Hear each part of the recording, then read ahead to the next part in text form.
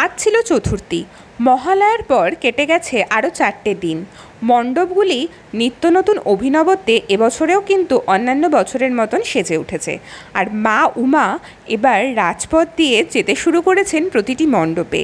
সুদূর কৈলাস থেকে মায়ের আসার এই সময়টাতে মানুষের মনে যতই বিষাদ থাকুক না কেন, সেই বিষাদের সুর একটু ফিকে হয়ে কোথাও না কোথাও আনন্দের সুরও যেন বেজে ওঠে।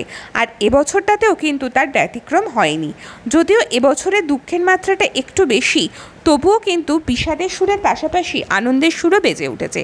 আর আজ তাই আমরা বেরিয়ে পড়েছিলাম আমাদের বাড়ির একদম কাছে টালা বারোয়ারির পুজো দেখতে। টালা বারোয়ারির এবারের থিম ছিল হীরক রাজার দেশে। আর হীরক রাজার দেশে দেখতে আজ থেকেই কিন্তু বেশ ভালো পরিমাণ মানুষের ভিড় জমেছে। আর এই ভিড়টাকে কেন্দ্র করে কিন্তু বেশ কিছু মানুষের রুজি রোজগার হয়। ষষ্ঠী থেকে দশমী এই 4-5টা দিন মানুষের আনন্দের কিন্তু কোনো রকম সীমা থাকে না। আর আমরাও তাই এর ব্যতিক্রম নই। তাই আমরাও একটু বেরিয়ে পড়েছিলাম ঠাকুর দর্শনে। এবারে কিন্তু এদের থিম অনুযায়ী ঠাকুর সমস্ত কিছুই ভীষণ সুন্দর হয়েছে। আর এছাড়া আমরা যেহেতু নর্থ কলকাতায় থাকি, নর্থ কলকাতার প্রচুর ভালো ভালো পুজো আমরা এই চ্যানেলের মাধ্যমে তোমাদের সাথে শেয়ার করব।